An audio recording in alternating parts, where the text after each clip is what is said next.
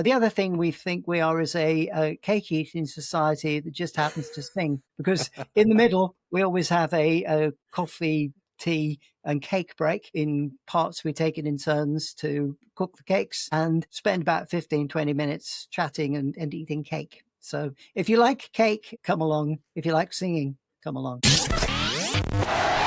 This episode is supported by the Bishop Stortford community newsletter. There's so much happening in town, it's hard to keep up.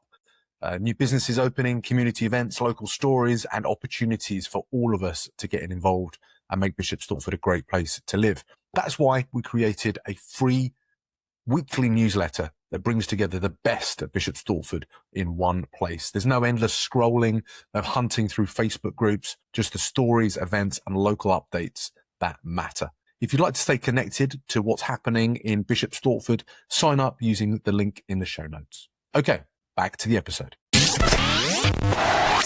Welcome to the Bishop Stortford Community Podcast, the show where we shine a light on the incredible businesses, community leaders, and local legends shaping our town. I'm your host, James O'Donnell, and today we are joined by David. David, welcome to the podcast. Thank you. Thank you, James. David, for those of us who don't know you yet, who are you and what do you do here in Bishop Stortford? So I'm David Clapham. I'm a pharmacist by training. I used to work for GlaxoSmithKline in various places. We moved to Bishop Stortford very nearly 30 years ago. So within Bishop Stortford, as well as being a member of the Bishop's Stortford Gospel Choir, which is easy for you to say, I do other things as well. I'm a member of the community church in Bishop Stortford, represent them on the Churches Together group. I also still do some science stuff for fun with a group called the European Pediatric Formulation Initiative, which basically means making medicine for children, making them better so that kids can take them in a better form and that they suit the various age groups that involves. That I also dance with my wife, ballroom and Latin dancing. But apart from that, my time's my own. Wonderful. David, I always say that everybody has a story. It feels like you've got about 3 or 4 that I could talk to you about today. It's absolutely fascinating. We wanted to have a little chat today about the choir. Can you talk to that a little bit for anybody that hasn't heard about it before? So the Bishop Stortford Gospel Choir started nearly 20 years ago in 2008. The lady who leads it, Bethany, was at Cambridge University. She got into gospel choir singing then, and she then took over leading this choir. We joined it about 10, 15 years ago. So it's a community choir. It's a non-audition choir. We learn everything by rote. We don't use the dots and sticks, which I have sung since I was about 5, I suppose. So not having the dots and sticks at first seemed a really strange thing. But actually, it's really very good because once the song is in you, it's in there. And we saw that a couple of weeks ago when she played just the first few notes of a song that we learned maybe 4 years ago. And it all came tumbling out. So it's in there. We learn by rote. So she and my daughter Annabelle also helps lead the choir. She's a musician. You learn by rote. You learn your parts. They sing them to you. They play them to you. Sometimes we have backing tracks that we can learn to. And then once we've learned the song, put it all together, we do concerts twice a year. We're also involved in a lot of Christmas music, particularly the community churches where we're based. To thank them for that, we tend to take part in their main Christmas services. But it isn't a community church thing.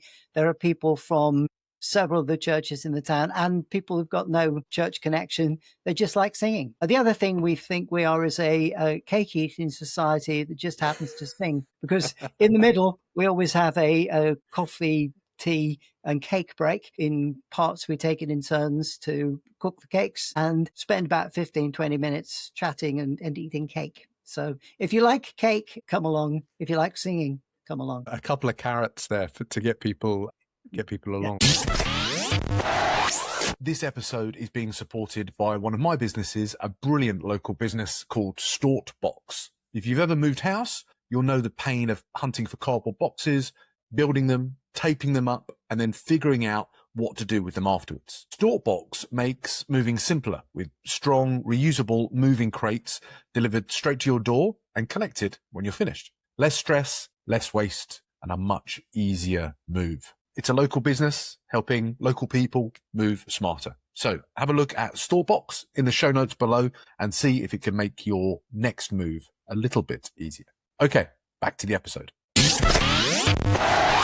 That's great. What kind of, forgive me for my ignorance, gospel choir, what kind of things are we singing? So we sing what you might expect, sort of Negro spirituals and gospel music, which is kind of old genre, but we do songs from the shows, we do a whole range of things. And our concert on Sunday, 6 p.m. Charis Centre, is going to involve quite a lot of other stuff than gospel, but we've got kind of traditional gospel, but also there's quite a lot of people writing new kind of gospel stuff. And one of the things we'll be singing on Sunday is a new version of Psalm 23, which the lady who first introduced Bethany to the gospel music has actually written, and she's coming along to see we do it right. So the pressure's on. And some of it is in basically unison. Some of it is in 4-part harmony. And one song we're singing originally was written in 12-part harmony. So we've kind of simplified it a bit, but it's we're doing that. So that's from Sister Act, that was originally in 12 parts. Yeah. And we're doing a version of that. So brilliant. Yeah, a wide range. Yeah, it sounds fantastic. So how many people are in the choir at the moment? So that's a very good question. So if we get everybody there, be about 50. Generally, there's between 20 and 30 on a particular night. So every Sunday, we rehearse from 6 till 8 at the Charis Centre. Not everybody turns up every time, but between us, we manage to learn everything. And we have on occasion had all 50 people, but we have a minimum of about 30. Okay, that makes sense. And if people are listening to this and they'd like to give it a go, where's the best place for them to do that? So there's a Facebook page for Bishop Stortford Gospel Choir, and there's also a website, which is bishopstortfordgospelchoir.wordpress.com. But put it in your browser and you'll find there's several ways forward. And we're always open to new people come in, give it a try, see if you like it. It's most people who come stay, but we're a very friendly bunch. I can imagine, and the cake is a great addition to that. I imagine there's a real community feel about it, which is wonderful, David. Right. What do you think stops people from joining a choir but they secretly like singing, but they're a bit hesitant to come forward? I think people probably imagine that it's going to be more difficult than it is. And also they worry about whether their voice is good enough. But the joy of choir is that your individual voice doesn't have to be that good, because you're part of a lot of people doing the same thing. And I said, people sometimes worry they can't read music, and they don't know that, they remember all that stuff from school when they learned what treble clef was and a bass clef and so on. Well, you don't need to here, because you get taught by people who do know that kind of thing. And so they translate it into terms you can understand. They play the music for you. They sing it to you. You sing it back to them. And you learn, as I said, by rote, which is actually a very good way of doing it. And I was going to say, there's some interesting scientific research that shows that singing is one of the best things for your mental health.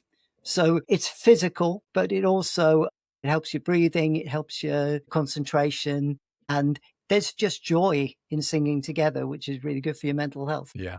There are some great charities, aren't there, as well, out there that bring people together to sing specifically, to help with loneliness and mental health and, your brain health. Yeah, as well, isn't it? It's a brilliant thing to do. Are there any moments from your time in the choir that stick in your mind? Yeah, there's been some times particularly when we've been trying to learn a new song that's a bit tricky, and you've got 3 weeks to go, and it still isn't working. You've got 2 weeks to go, it still isn't working. Then suddenly it just clicks, and suddenly it's glorious. That's an amazing feeling when you conquer it. Some of the concerts have been absolutely wonderful to be part of. So yeah, come along, you'll find it. You'll love it.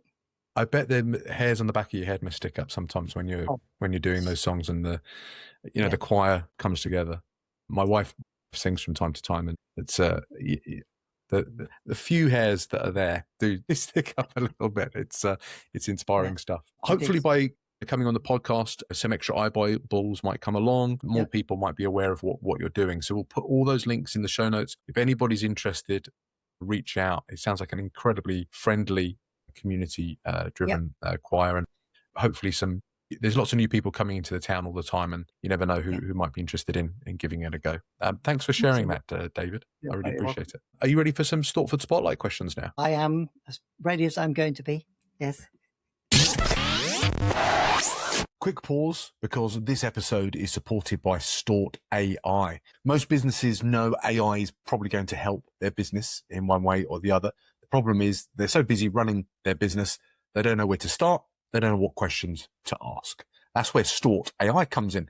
We sit down with businesses, look at how things actually work day to day, and identify simple ways to save time, reduce admin, and improve systems using AI and other automation tools. There's no jargon or complicated technology. It's just practical ideas to make life just a little bit easier as a business owner. If you're curious about what AI could do for your business, have a look at StortAI in the show notes. Okay, back to the episode.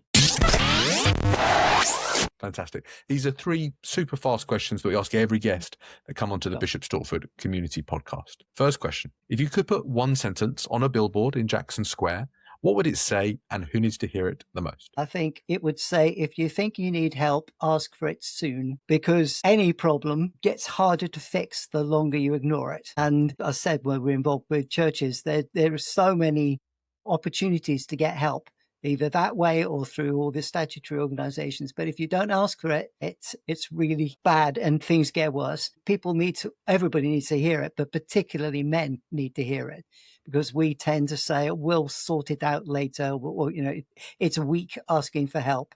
No, it isn't. No, it's stronger asking for help often. And certainly, as well as sometimes if you do it in public as well, it might encourage other people to do the same. So yeah, I think that's a very valuable message. There's been a few other guests as well where that theme has come through, the fact of particularly men asking for help and supporting each other, David. So thank you very much for sharing that. Question 2: where do you go in Stortford that you secretly hope never gets too popular? The Nostimo coffee shop on the corner of Bridge Street. It's a lovely place, a great atmosphere.